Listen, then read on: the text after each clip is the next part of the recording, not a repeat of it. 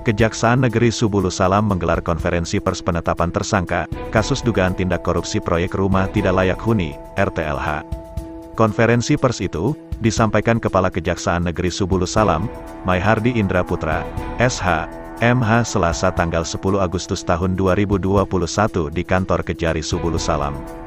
Dalam konferensi pers tersebut, penyidik Kejaksaan Negeri Subulu Salam menetapkan 2 tersangka dalam kasus dugaan tindak pidana korupsi proyek RTLH, sumber anggaran dana otonomi khusus Aceh, tahun 2019 senilai Rp4.837.500.000. 2 tersangka adalah mantan Kepala Dinas Sosial Kota Subulu Salam berinisial S dan 1 orang konsultan berinisial D.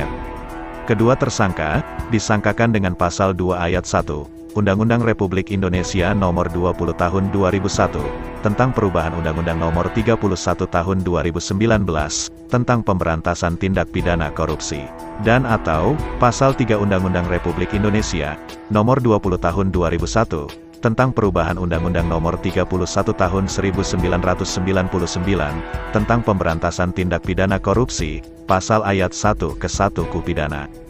Kajari Subulu Salam Maihardi menjelaskan sesuai Surat Keputusan Wali Kota Subulu Salam, nomor 188.45, 184/2019 tanggal 9 September tahun 2019, masing-masing penerima bantuan mendapat Rp19.350.000. Namun, dalam di lapangan terjadi dugaan tindak pidana korupsi dengan modus pembuatan gambar dan laporan pertanggungjawaban pertama serta kedua. Setiap penerima manfaat yang sejatinya menerima uang sebesar Rp19.350.000, menjadi berkurang masing-masing Rp1,5 juta. Dalam penyidikan ditemukan dugaan tindak pidana korupsi dan berdasarkan hasil audit Inspektorat Kota Subulu Salam, terjadi kerugian keuangan negara sebesar Rp375 juta. Media Center Kejari Subulu Salam, mengabarkan. Rp100.000 yang bersumber dari dana Otonomi Khusus Aceh atau DOKA tahun anggaran 2019. Pada kesempatan ini kami akan menyampaikan adapun kasus posisi dalam perkara ini adalah pada tahun 2019 Dinas Sosial Kota Subulu Salam menganggarkan anggaran untuk program rehabilitasi sosial rumah tidak layak huni atau RTLH sebesar Rp4.837.500.000 untuk pembangunan rehab sebanyak 250 rumah dengan terdiri dari 15 kelompok penerima bantuan. Adapun dari masing-masing penerima atau dari 250 tadi penerima, masing-masing menerima sebesar Rp19.350.000. Selanjutnya, oleh Dinas Sosial mempersiapkan pelaksanaan program tersebut dengan menyusun petunjuk pelaksanaan rehabilitasi sosial rumah tidak layak huni. Dan saudara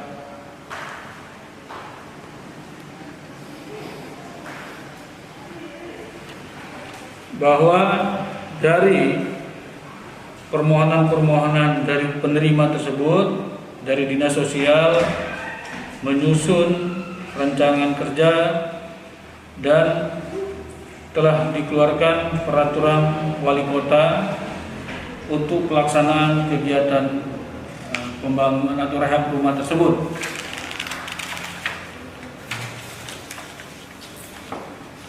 Lalu pada pelaksanaannya, proses pencairan dana sebesar Rp19.350.000 tersebut dilakukan secara bertahap, artinya tahap pertama dan tahap kedua. Pada pencairan tahap pertama, salah satu syarat yang harus dilengkapi adalah pembuatan RAB yang sesuai dengan peraturan wali kota tersebut. RAB tersebut harusnya sederhana yang bisa dilakukan oleh kelompok penerima.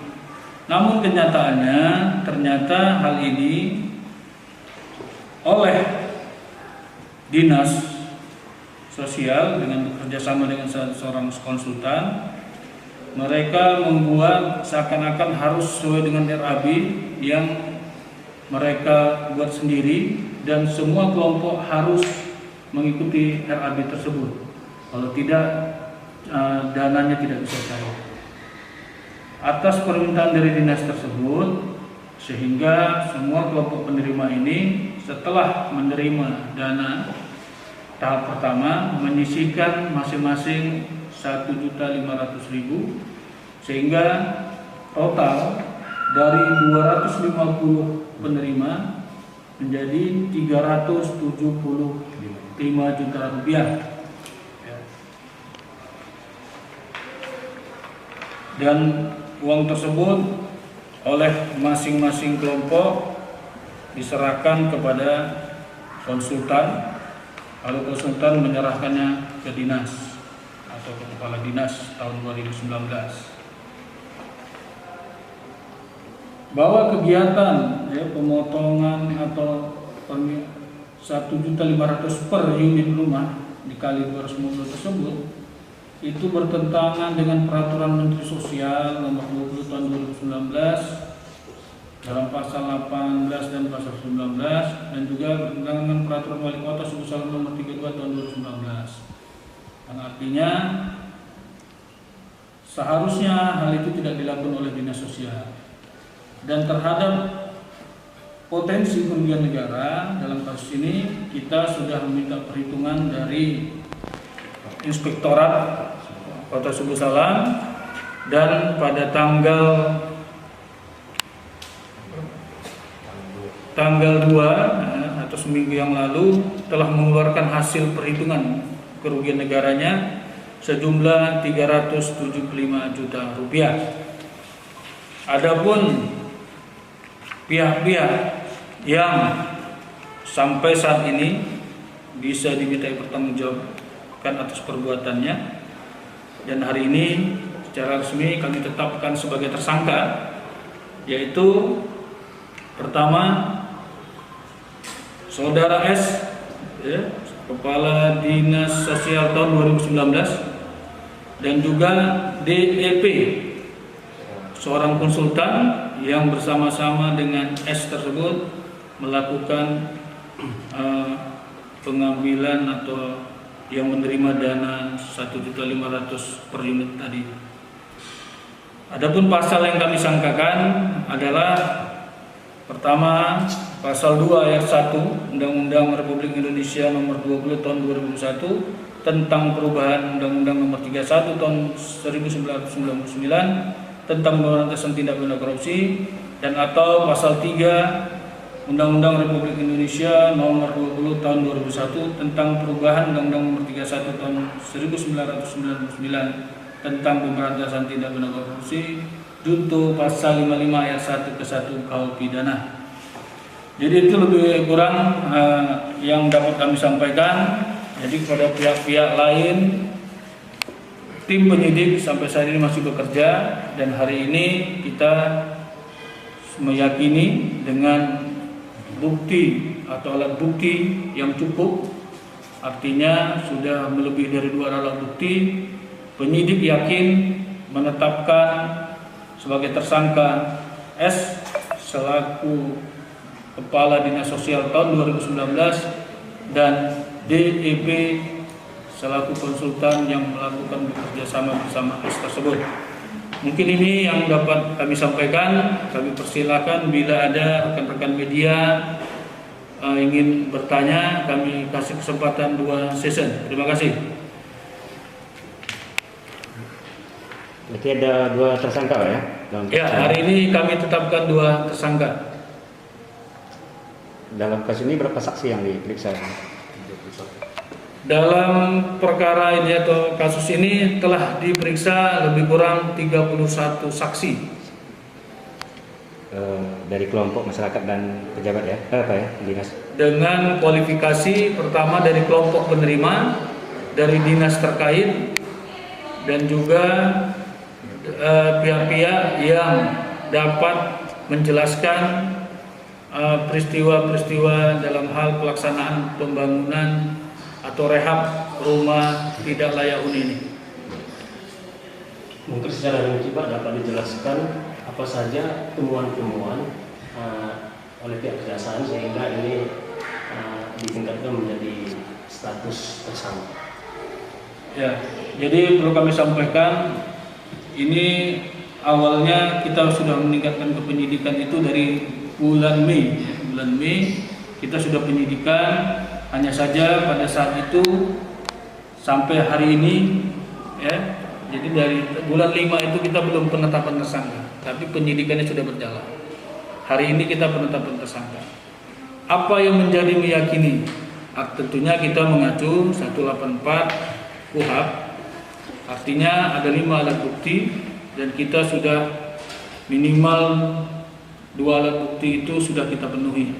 Jadi keterangan para saksi dan hasil perhitungan dari inspektorat bukti surat. Begitu juga dokumen-dokumen terkait yang sudah kita sita pada saat kita melakukan penggeledahan. Ya, kita sudah melakukan penggeledahan dan di situ kita banyak menemukan dokumen-dokumen terkait yang tentunya sangat mendukung dan sangat bukti kuat untuk kita gunakan sebagai alat bukti nanti di persidangan. Terus lanjutannya apakah memungkinkan akan muncul tersangka-tersangka baru?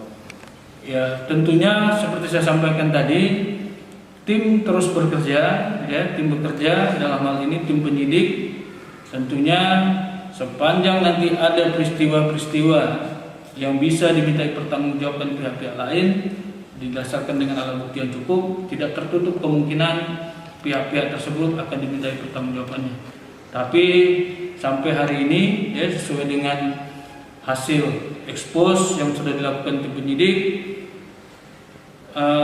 kita atau tim penyidik untuk sementara menetapkan 2 dalam hal ini tadi S dan DIP. Terkait keberadaan tersangka saat ini Pak di mana Pak? Untuk tersangka kami sudah panggil secara patut sebenarnya hari ini. Yang satu ya S dalam informasi yang kami terima walaupun tidak resmi ya, itu sedang sakit atau kena COVID. Sedangkan yang DEP itu belum ada informasi, tapi kita sebenarnya sudah panggil hari ini. Tapi yang bersangkutan belum datang. Tapi setelah kita tetapkan hari ini tersangka, tentunya dalam waktu dekat kita akan memanggil yang bersangkutan agar kita segera perkara ini kita tingkatkan, kita limpahkan ke pengadilan. Oke, sebentar lagi akan melakukan penahanan Pak ya? Yang jelas kita melakukan pemanggilan terhadap para tersangka, itu yang pertama. Yang kedua, kita akan menuntaskan kasus ini terkait apakah akan dilakukan penahanan atau tidak. Ini kembali lagi ke tim penyidik ya. Penyidik bisa menyimpulkan apakah perlu dilakukan penahanan atau tidak, tapi sampai saat ini kita masih fokus terhadap penyelesaian kasus dan bagaimana kerugian negara itu dapat dikembalikan.